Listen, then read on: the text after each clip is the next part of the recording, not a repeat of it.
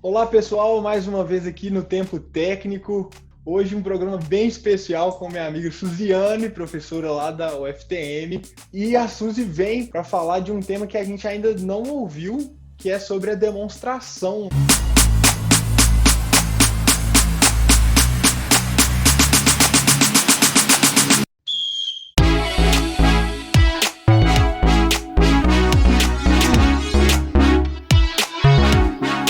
Eu sou a Suziane, eu sou professora da Universidade Federal do Triângulo Mineiro, que é em Uberaba. Eu tenho mestrado em Ciências do Esporte, na linha de Fisiologia do Exercício Pediátrica. Então, eu trabalhei com variáveis fisiológicas na infância, especialmente eu trabalhei com meninas. E tenho doutorado também em Ciências do Esporte, na linha do comportamento motor. Meu trabalho foi na aprendizagem motora. E, recentemente, eu fiz um estágio também na Faculdade de Motricidade Humana, em Portugal, lá em Lisboa, com a professora Rita, que é também uma referência na área do desenvolvimento motor. E lá pude acompanhar ela um pouco com as pesquisas, especialmente relacionadas com o bebê, e trabalhando um pouco nas perspectivas de percepção à ação. Eu entrei na educação física porque eu fui atleta de natação a vida inteira, minha infância, minha adolescência, eu fui atleta de natação. Acho que o Arthur não sabe dessa história. Eu sabia, que massa! Quando eu procurei o mestrado, o meu orientador de mestrado, eu procurei ele porque ele era da natação, que é o professor Luciano Salles Prado. Só que aí, por fim, a gente não fez nada exatamente relacionado à natação ao meu mestrado. Então, eu busquei o curso de Educação Física porque eu era atleta, fiz a licenciatura plena, que na minha época a gente tinha habilitação para ter a licenciatura e o bacharelado. E logo que eu saí, que eu me formei, eu já fui contratada no Praia Clube em Uberlândia, eu me moro em Uberlândia. Então, foi maravilhoso, porque eu formei em dezembro, fevereiro eu estava trabalhando no Praia, que era um lugar que eu sempre almejei, que eu sempre quis, e fui trabalhar na área de natação, que era o que eu mais sabia fazer na época. Eu fiquei 3 anos só como professora de natação, porque aquilo ali não era o que me satisfazia. Eu queria mais, eu queria estudar, eu queria buscar, eu queria aprender. Eu sempre tive uma veia acadêmica muito forte e fui pedir demissão do Praia. Na época todo mundo falou, você é louca, você vai pedir demissão do Praia, Pedi demissão do Praia e fui para Belo Horizonte. Aí fiz o mestrado, trabalhei, igual eu falei, com algumas variáveis fisiológicas, a gente viu lactato, amônia, de menina, a gente estudou as limitações que criança tem para adaptar treinamentos anaeróbicos e tudo mais. Quando eu voltei, abriram-se 2 portas muito boas para mim. Eu fui convidada para ser coordenadora do Praia. Então, aí eu já voltei para o Praia como sendo coordenadora, implantei um projeto de iniciação esportiva nos moldes que o Pablo faz. Nesse período que eu fiquei em Belo Horizonte, eu fiz um estágio no Minas, conheci o projeto deles de iniciação esportiva e implantei esse projeto aqui em Uberlândia, no Praia, que se chama CEL, Curso Esportivo Universal. A outra porta que se abriu foi uma universidade particular que eu comecei a dar aula. Nunca mais dei aula mesmo de beirada de piscina. Aí a minha carreira foi só acadêmica e a parte de coordenação do clube. Eu fiquei no Praia como coordenadora durante 10 anos e fiquei na faculdade particular durante 10 anos e também já estava incomodada porque queria mais. E aí falei, eu quero ir para a Universidade Federal. Nesse período abriu o concurso na UFTM e eu passei como mestre. Porque eu já tenho 11 anos de UFTM. Então, na época, não apareceu o doutor para as disciplinas de desenvolvimento motor e aprendizagem motora, que é a minha cadeira. E aí, o que aconteceu quando eu decidi fazer doutorado? Eu falei, eu vou fazer o doutorado, obviamente, com as disciplinas que eu estou trabalhando, que é o desenvolvimento motor e a aprendizagem motora. Então, por isso eu mudei de área, eu saí da fisiologia do exercício e fui para o comportamento motor. Na época, eu procurei o Herbert, eu via que ele era do esporte, eu falei, eu quero alguém do esporte, só que eu não tinha nada a ver com vôlei. E aí se estabeleceu um contato muito importante, todos os professores do GEDAM acolhem a gente, abrem as portas para a gente. E aí eu entrei, fiz meu doutorado eu defendi o doutorado em 2015 e estou aí na universidade, faço ensino, faço pesquisa, faço extensão. A demonstração, eu tenho certeza que, né, todos os professores, todos os técnicos utilizam, porém, às vezes, sem sistematizar a forma como deve ser feita essa demonstração. Às vezes, sem sistematizar quantas vezes eu devo demonstrar em uma aula, ou em quais momentos eu devo demonstrar na minha aula. Quem é a pessoa que deve ser o padrão para eu demonstrar? Quando o professor usa a demonstração, qual é o principal objetivo dele usar a demonstração e às vezes não utilizar o feedback? Então, o professor entender os mecanismos que estão por trás desse fator é extremamente útil para essa condição de ensino-aprendizagem. A primeira coisa que a gente tem que pensar, quando o professor ele vai demonstrar uma determinada habilidade para o aluno, ele tem que ter em mente que ele está querendo oferecer um padrão espaço-temporal do movimento. Então, demonstração é padrão. É como se fosse uma cópia de um modelo que eu quero que o meu aluno se aproxime o mais semelhante possível.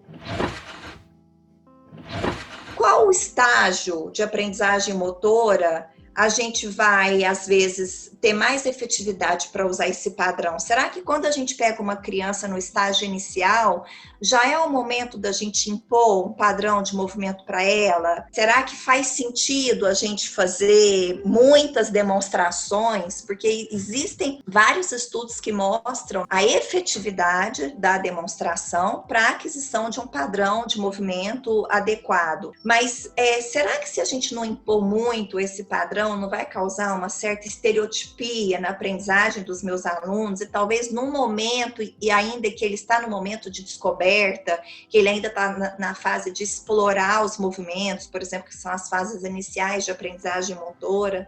Então, tudo isso a gente tem que levar em consideração. Porém, quando a gente pega os estudos de demonstração, a maioria deles, eles acontecem com indivíduos inexperientes, ou seja, que estão na fase inicial de aprendizagem motora. Particularmente, eu tenho, assim, curiosidade, né, de fazer mais pesquisas com essa temática, tentando buscar responder se a demonstração, se ela é mais efetiva nos estágios mais iniciais ou nos estágios mais avançados. Eu não tenho essa resposta. Existe um estudo, inclusive, feito no nosso laboratório, fez um levantamento, né? Já existia uma comparação, uma demonstração, 2 e 5 demonstrações, e comparou com estudos que fizeram um número maior de demonstrações, que foram 8 demonstrações, 10, 12 e 20, e eles viram que o número maior de demonstrações, ela é mais efetiva para a aquisição de habilidades motoras. Principalmente, Arthur, se a gente for pensar que for a aprendizagem de uma habilidade motora mais complexa. Se a gente for pensar, por exemplo, o voleibol, por exemplo, o saque, que ela é uma habilidade complexa. Então, espera-se que quando a gente tenha um número maior de demonstrações, ela vai ser mais efetiva. 8 demonstrações já seria um número suficiente para a aprendizagem motora de uma habilidade mais complexa. Eu tomei como ponto de partida esse número 8 para realizar o meu artigo. Tradicionalmente, utiliza-se um modelo para dar uma referência desse padrão de movimento, um modelo que é um expert. Então, um modelo que é uma pessoa que desempenha essa habilidade de uma maneira bastante satisfatória, uma pessoa que já tem uma grande quantidade de prática, uma pessoa que já tem uma grande experiência com aquele movimento, né? A gente pode pensar aí num atleta. Tradicionalmente, nas pesquisas, um modelo seria uma pessoa considerada expert naquela modalidade, naquela habilidade, melhor dizendo. Porém, às vezes, O aprendiz, quando ele está vendo aquele vídeo com um padrão de movimento de uma pessoa que é expert, ela pode se sentir muito distante da realidade dela. E isso pode trazer duas coisas, Arthur. Ou ele fica extremamente motivado, porque ele quer praticar, ele quer copiar aquele padrão de movimento, ele quer, né, conseguir ficar com uma habilidade tão boa quanto aquele modelo, ou ele pode se sentir realmente que está muito distante e dizer, eu não vou conseguir fazer isso, né? Ou eu preciso ainda de muito tempo, de muita prática para conseguir isso. E aí esse estudo trouxe, Arthur, os dois. Ele trouxe um modelo considerado expert, mas ele trouxe também um modelo que ele chamou de noviço, né? Que é um modelo iniciante para se aproximar mais daquele aluno que está ali na condição inicial de aprendizagem. Os resultados foram melhores para aquele grupo que ora via o expert e ora via o noviço. Por quê? Porque em alguns momentos ele se identificava mais com o noviço, mas o expert era super importante para ele ver aspectos do movimento que ele precisava copiar para reproduzir. Então, a junção dessas duas coisas foi extremamente interessante. Então, se a gente pensar numa condição do Arthur lá na prática com a equipe de base dele, o que a gente pode fazer? O Arthur... Você é expert, Arthur? Acredito que a gente pode considerar. Então, o que o Arthur pode fazer? O Arthur pode, em alguns momentos, ele demonstrar, e ele pode pegar alguém da turma dele que talvez esteja se diferenciando em algum movimento e colocar aquela criança, aquele adolescente também para demonstrar.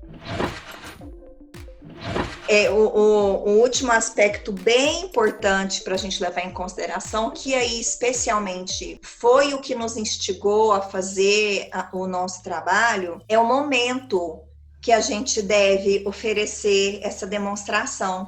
A maioria dos trabalhos, eles ofereciam a demonstração, todas as demonstrações, anterior ao processo de fase de aquisição. E aí a gente pensou, mas poxa, se a gente for pensar numa aula, o professor ele vai demonstrar ao longo da aula. Ele não vai demonstrar só no início da aula. E, inclusive, uma das hipóteses explicativas da efetividade da demonstração, além dessa questão da representação mental que a demonstração proporciona, né, das vias neurais que são ativadas serem as mesmas das vias neurais ativadas na prática física, a demonstração, ela também é uma forma de feedback. Tanto é que no nosso artigo, como a gente fez essa demonstração ao longo da fase de aquisição e não só no início da fase de aquisição,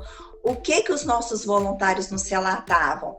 Eles assistiam a demonstração, ia praticar, sentia a necessidade de feedback, de informação. Quando eles iam assistir o vídeo novamente durante a fase de aquisição, eles falavam, a mão dele, do meu modelo, tá assim. Aí ele ia praticava, quando ele voltava para ver o modelo de novo, quando ele vai fazer o saque, ele faz isso. Então, a cada momento, ele direcionava o olhar dele para algum aspecto do padrão de movimento, enquanto que, se eu faço isso só anterior ao vídeo, a fase de aquisição, aliás, ele não vai conseguir ter esse feedback, ele não vai conseguir direcionar para o aspecto que ele acha que ele está precisando naquele momento. Mas vale reforçar, Arthur, que tem vários artigos que utilizam a demonstração no início da fase de aquisição, todas as demonstrações no início da fase de aquisição, e ainda assim observa-se efeitos dessa variável, né, da demonstração na aprendizagem motora. Eu acredito que essas duas formas a gente consegue propiciar benefícios para o nosso aprendiz. No nosso trabalho, Eu tenho alguns resultados interessantes para trazer para você. Fala, pessoal! Bom, esses resultados interessantes ficam para o vídeo da semana que vem. Muito obrigado por ter acompanhado a gente até aqui e espero vocês na semana que vem com a parte 2 dessa conversa com a professora Suziane. Até lá!